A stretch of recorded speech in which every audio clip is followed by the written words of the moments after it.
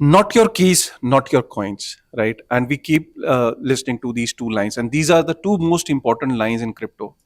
If you're not in control of your keys, you're actually not in control of your coins, and we keep hearing that. And we also hear scary stories of people, not people losing their private keys, people losing their crypto because of that. We have also heard stories where people trusted exchanges, people trusted CFI, those institutions where they said we'll take care of your crypto, don't worry. And then last year we saw so many institutions, especially in crypto, going down, and eventually people losing a lot of money. Day by day we have been seeing that more awareness, people are getting more aware regarding this concept of self custody. And when it comes to self custody, one of the most trusted names in self custody is Ledger. Ledger is pioneer in self custody, and many people don't know today that Ledger not only provides solution in terms of hardware wallet for retail, even the institutions, big institutions who wants to do self custody, family houses who wants to do self custody, prefer Ledger as the number one choice. And today, the whole objective of doing this podcast with Charles, who is the Chief Technology Officer for Ledger, and he has been with Ledger since 2017, with more than a decade of experience in cryptography and hardware wallets. We'll talk more about his experience, but the idea of doing this conversation is that today is the right time to discuss, things on self custody, because we are seeing that there has been a concern where people are a little more worried than before when it comes to keeping the crypto on exchanges, right? So, how safe are hardware wallets? How safe is Ledger? What is the concept of self custody? What is the difference between having a self custody on a software wallet and a hardware wallet? We'll discuss more about that as well. But before we start our conversation, let me welcome Charles. Charles, welcome to India and welcome to India Blockchain Week. I hope you're enjoying your stay here. So let's begin. Namaste. Aap kaise ho? Yeah, thank you for this great intro. Thank you. Everything is there. I think it's a great program. I'm really happy to be here in India. Very good mood, very good vibe. I see something very vibrant. A lot of people very keen on crypto, building on crypto, and also the trend on the market is better these days. So definitely like this mood, and happy to be with you today.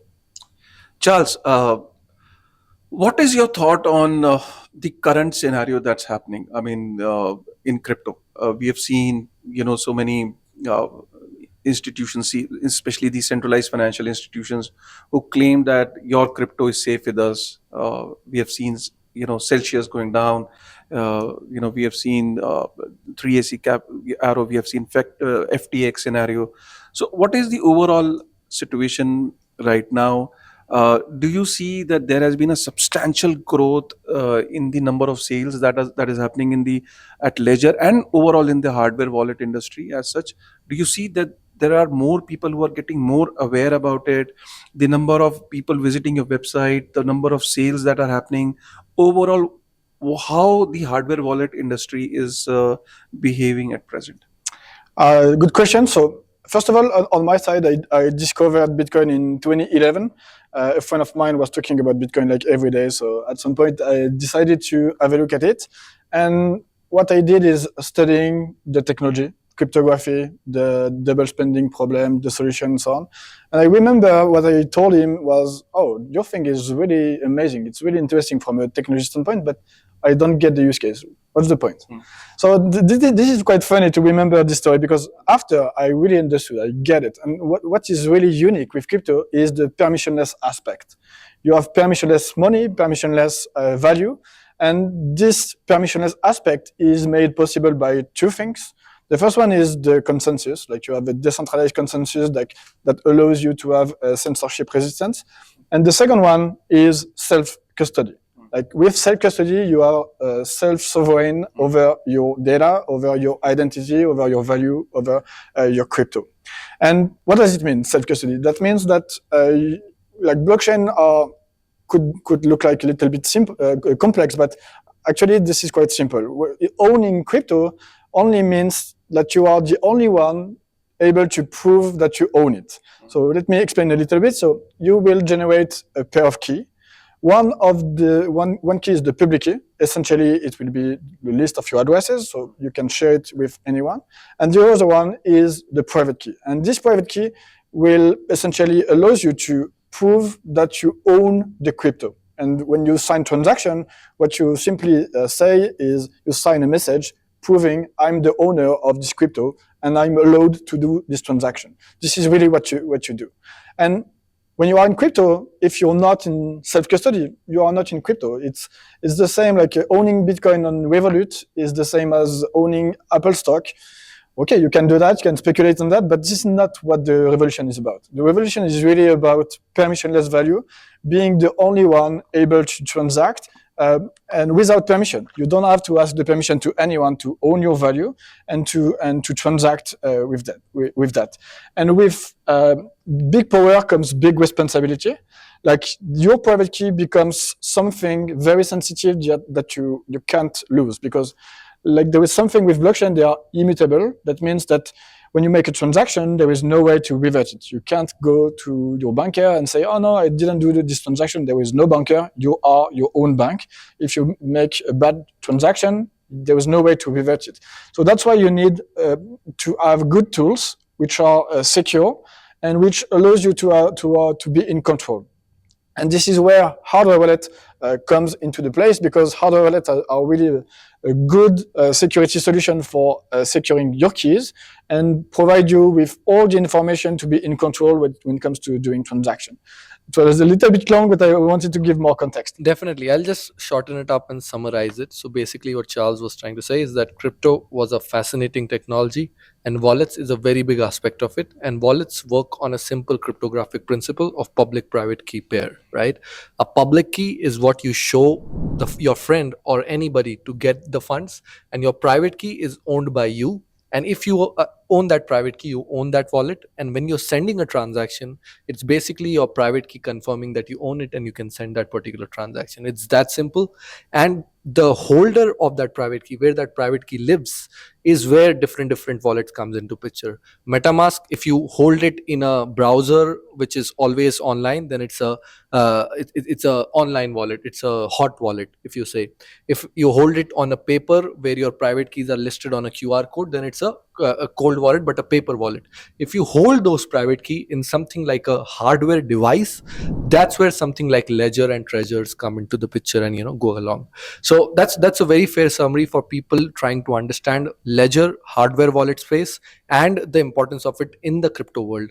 So before we come to Kashif's question, which is one of the major questions that everybody wants to know, given the rise in prices and stuff like that, would you like to allude towards the journey of Ledger? So basically, Ledger is not the first hardware wallet that came into the Web3 world, right? But it is one of the most widely used, I think the most popular Web3 wallet. Before that, we had something like Trezor. It is also fairly popular, but not as much as Ledger. So what's the journey of Ledger, and why do you think it has got the popularity it has over all the other hardware wallets in the industry?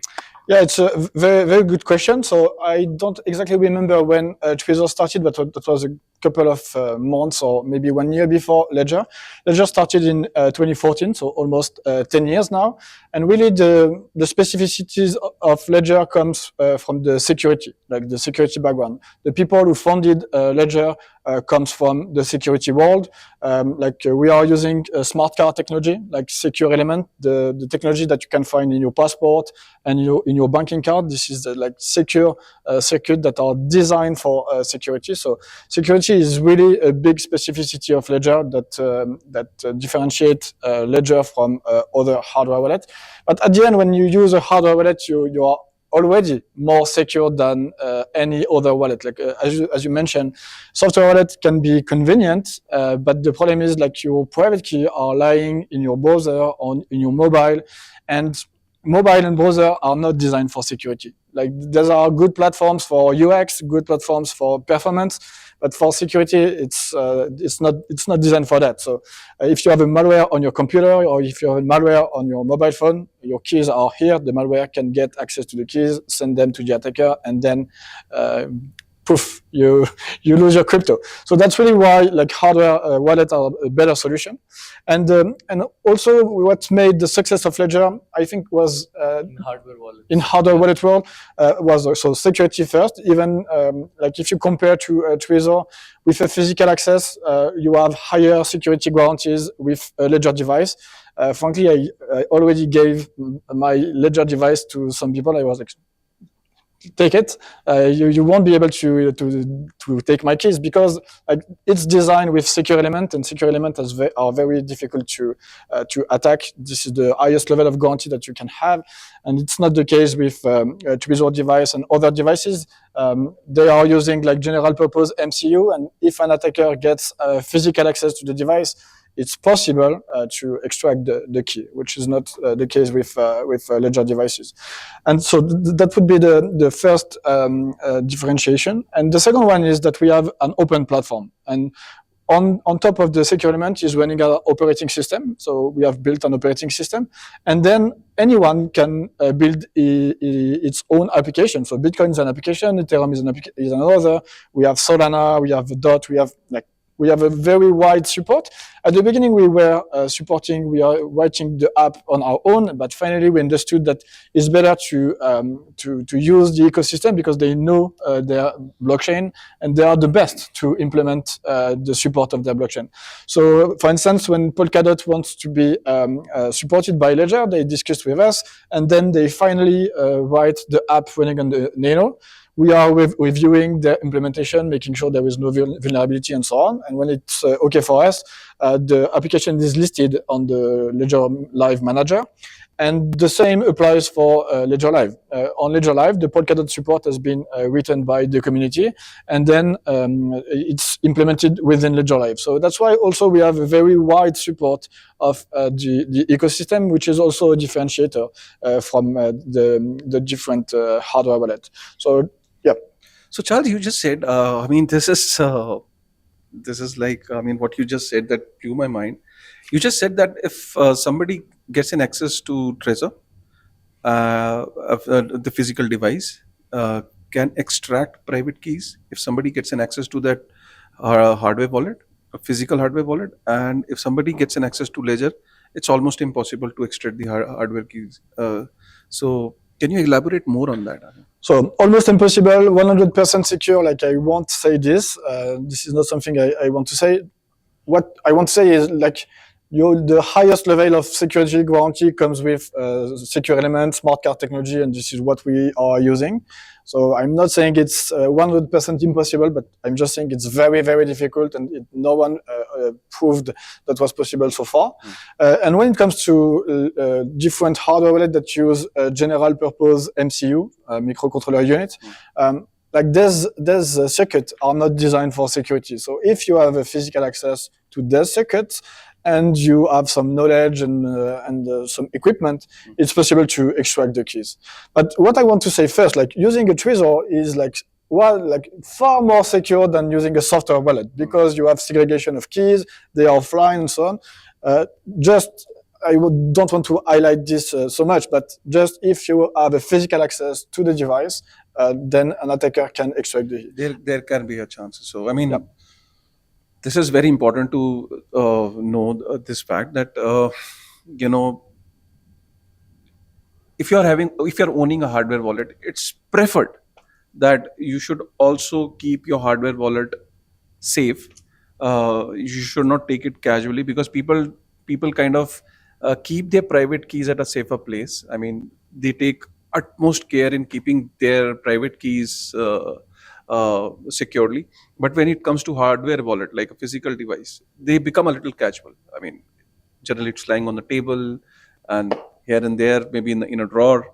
But I think after this podcast, it's not only about Trezor, but even if with Ledger also, you need to keep your hardware wallets a little safe. It's on a safer side. I mean, it's a good practice. Yeah. Also because, like, let's put apart like a physical attack on the device. there is a physical access attack on the person. Like if someone comes with like a weapon and threaten you to extract your value, you will do it. So keeping your device safe in a safe place at home is a good practice. It's a good practice. It's a good practice.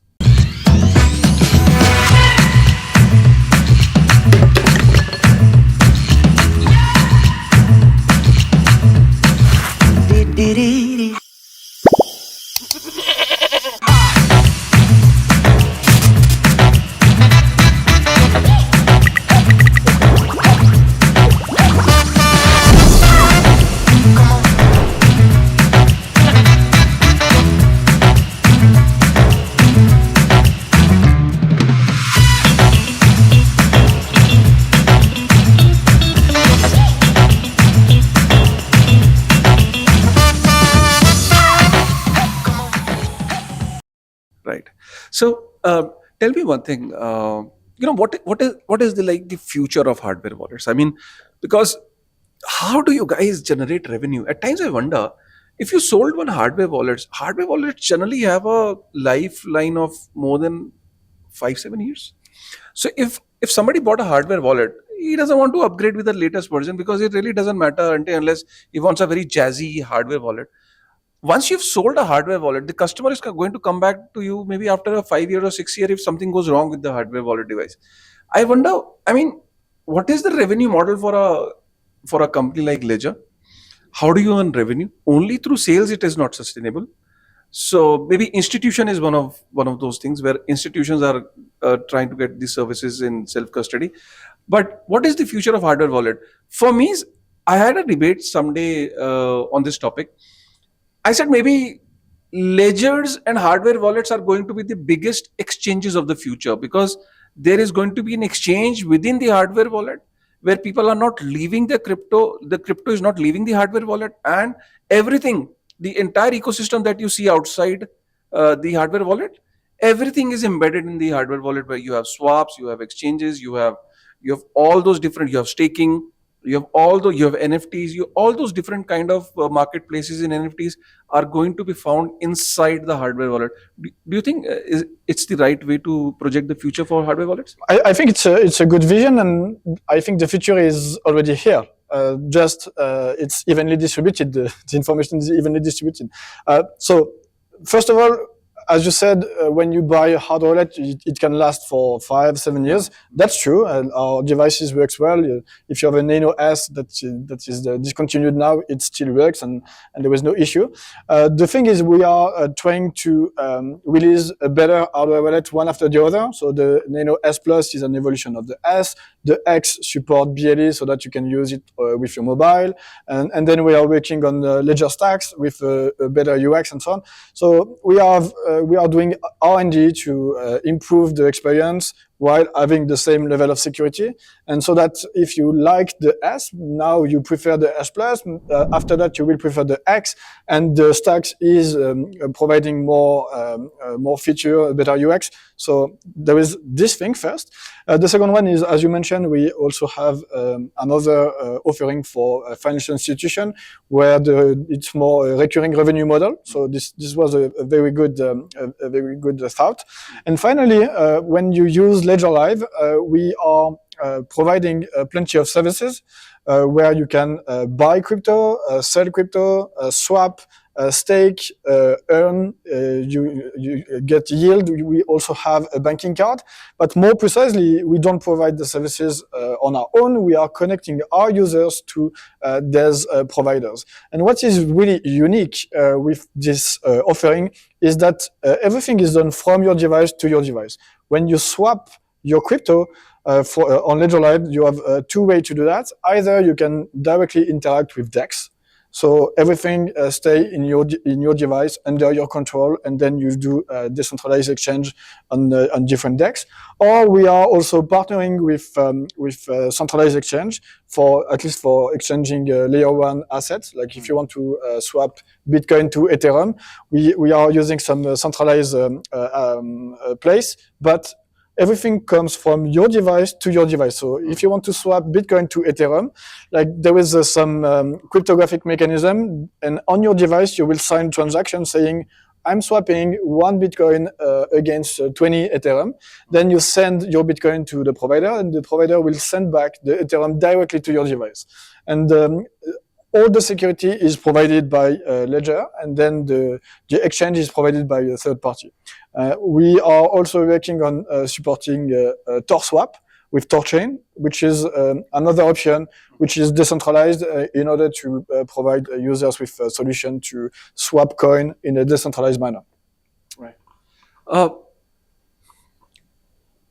Recently, we came across a backlash when you announced about the Ledger Recover feature, and there was so much of backlash from the industry that somewhere Ledger has an access to the private keys, they can extract private keys.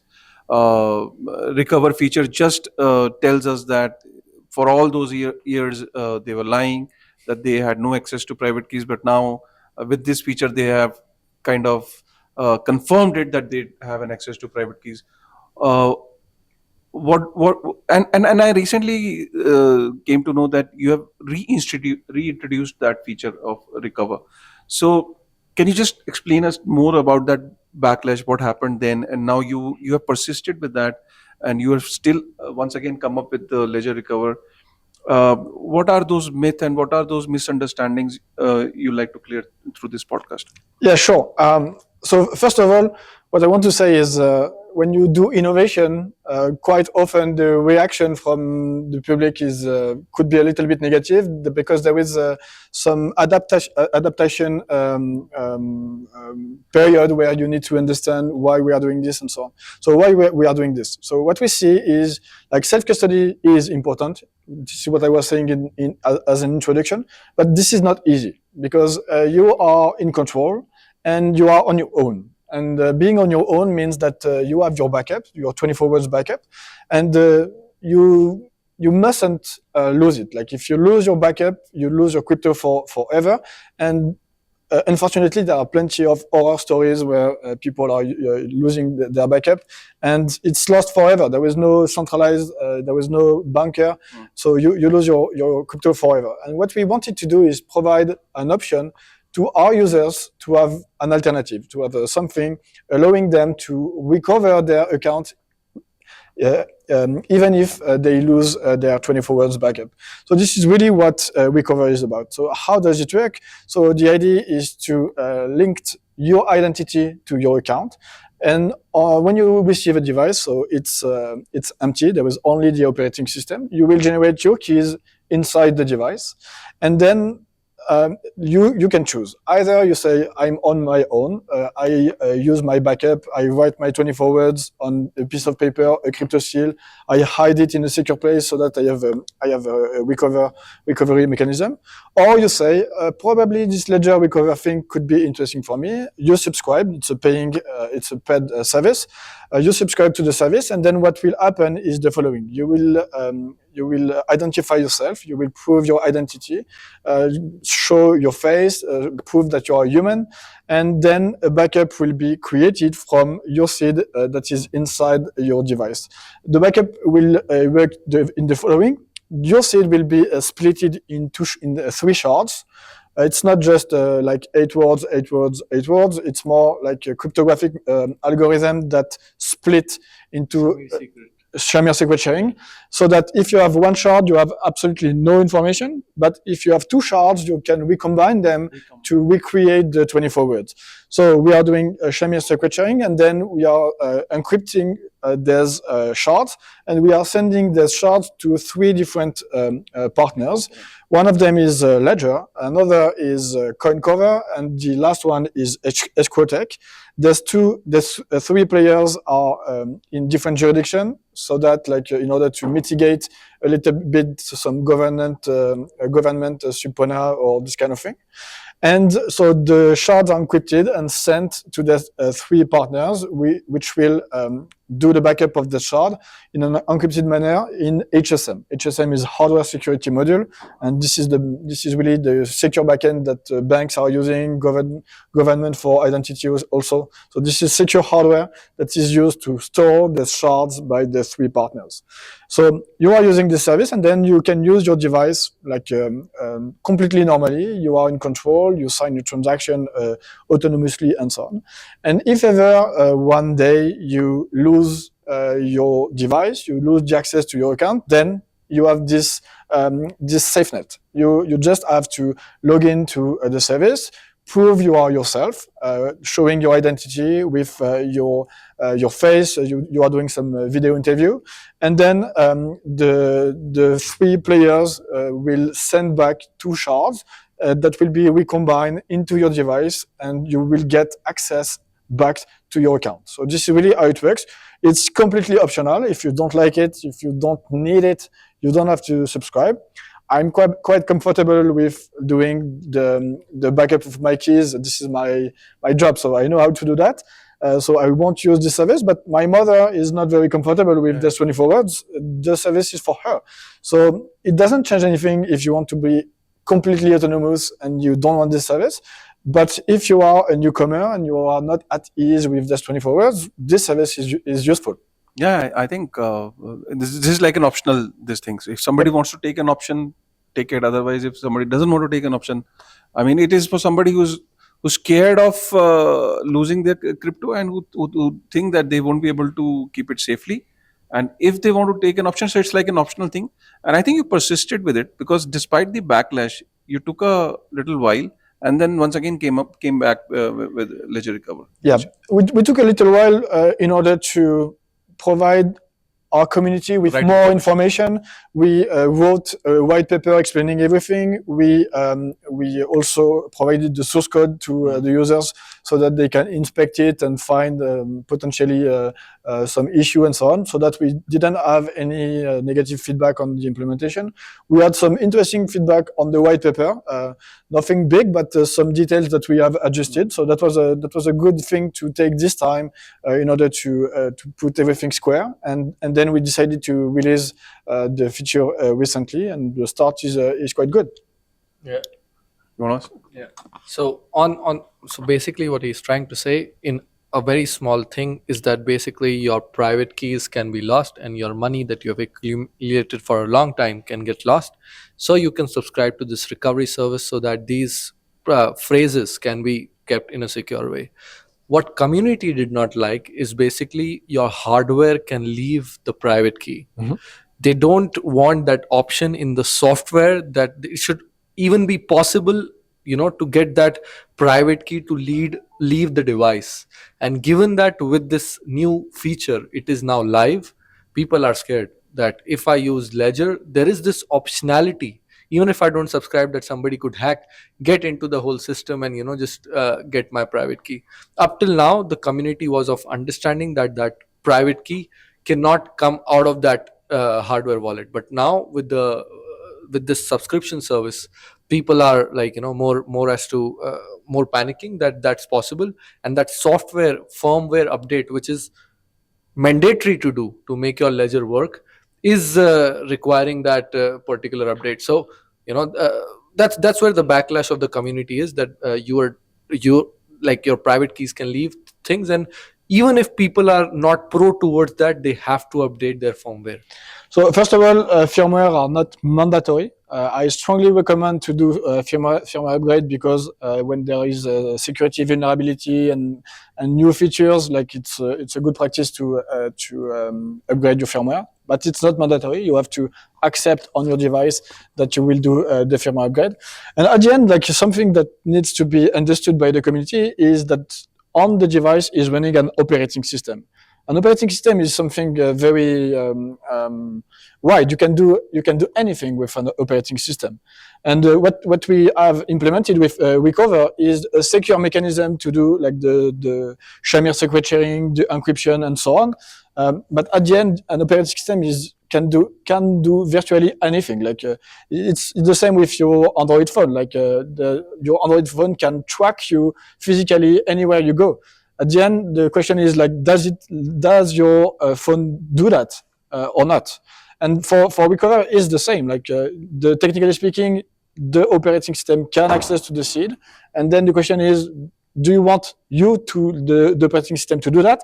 And our model is very clear. As soon as the operating system touch your key, it asks you for your consent.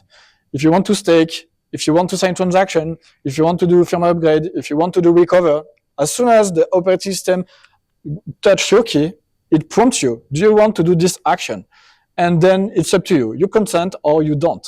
This is really the model. Like, and there are risks. As soon as the operating system touch your key, there are risks. If you sign a wrong transaction, you consent, and then your crypto is drained from your wallet if you sign a wrong transaction. So it's the same way. Again, the operating system is very wide, can do plenty of different things, and as soon as it touches your key, it asks you for your consent. Do you consent to staking? Do you consent to sign transaction? Do you consent to do firmware upgrade? Do you consent to do ledger recover? And it's up to you. You choose, I want to do that, or I don't want to do that, and then you accept or you reject this action. Last question is pretty important, and this question relates to whatever is happening today. We are seeing that there is definitely a regulatory scrutiny has increased on centralized financial institutions, and Binance is one of the biggest example of it right now.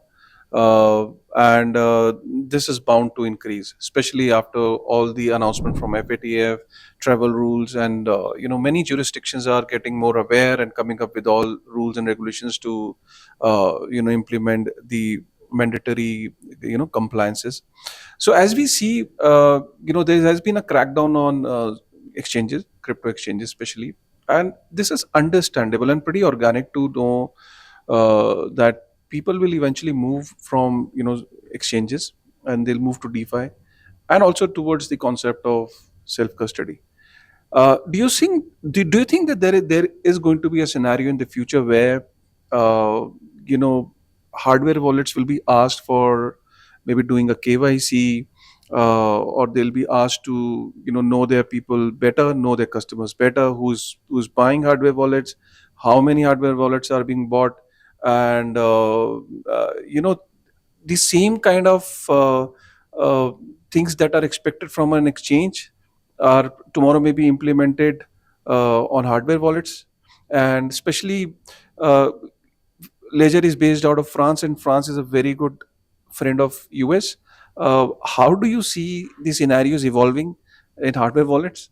And do you think that the same kind of compliances that are expected or implemented on centralized financial institutions in crypto will be implemented on hardware wallet companies?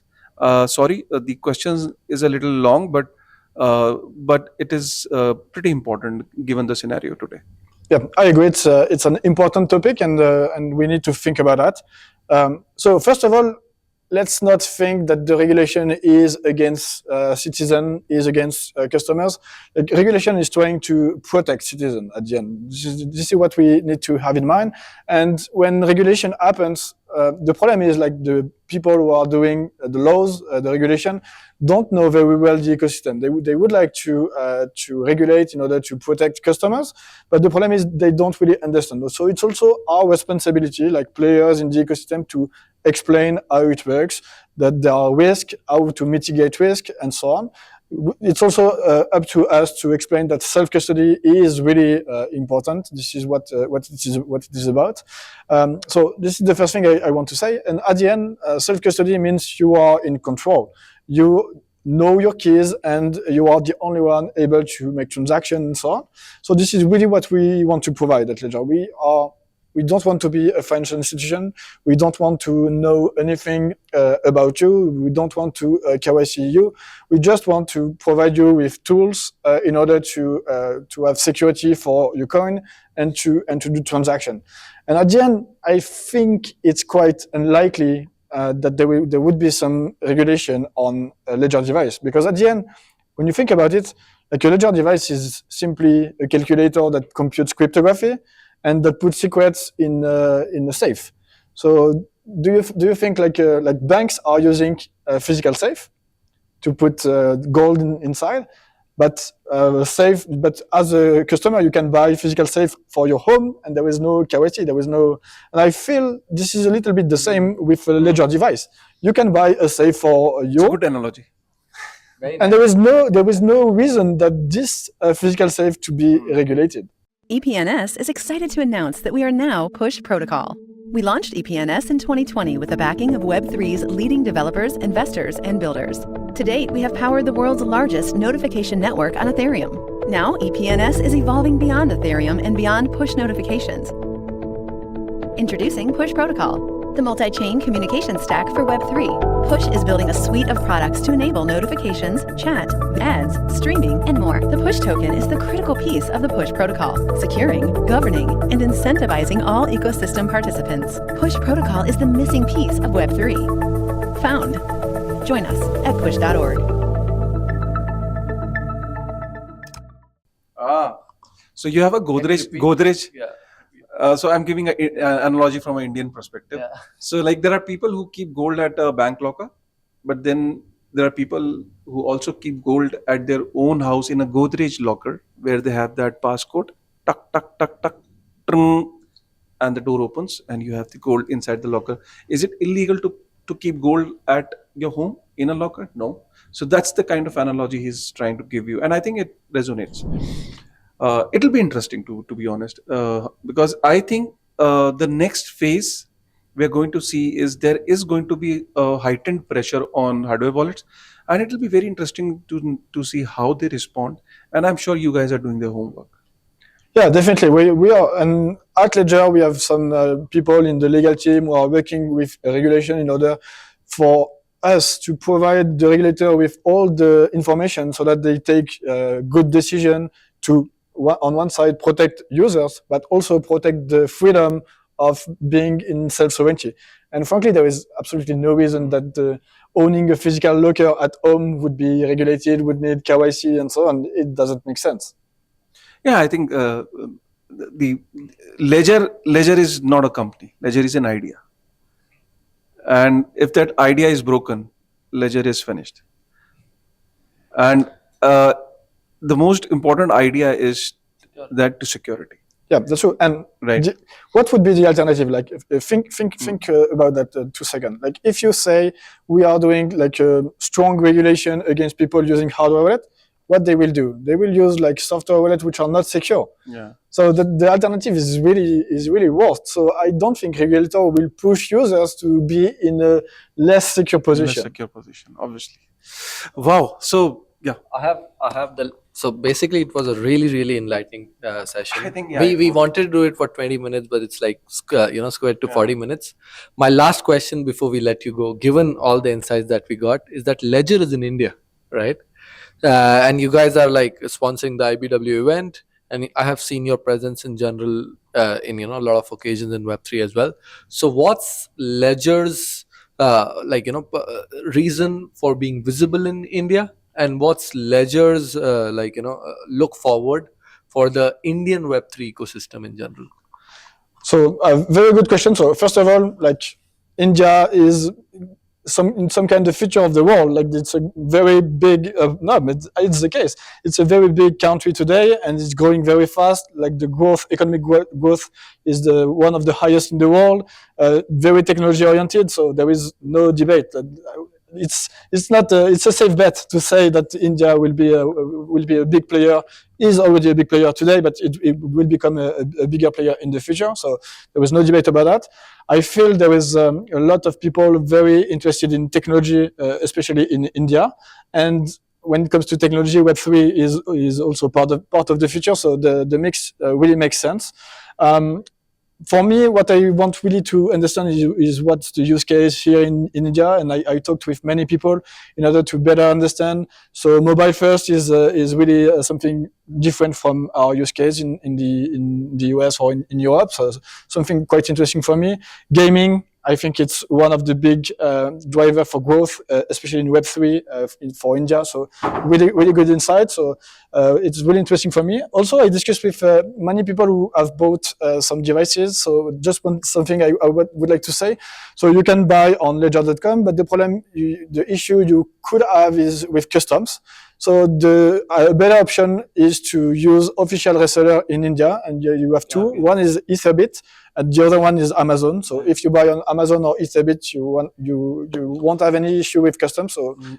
So Amazon is still, you will be a little confused. So you need to go on the official page, and you cannot just buy a hardware device from just anyone. I mean, there is an official page to it. Exactly. But the more safer option is Etherbit, who's like a reseller here.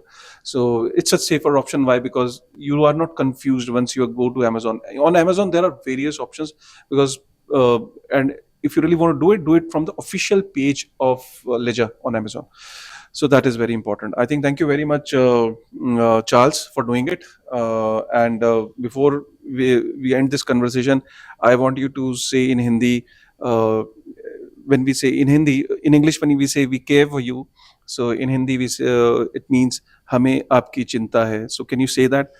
हमें आपकी चिंता है on that way. हमें आपकी चिंता है. So Charles को आपकी चिंता है. Thank you. Thank you so much. Merci beaucoup. Oh well. Merci. I know a few words. Cool. Thank you. Okay.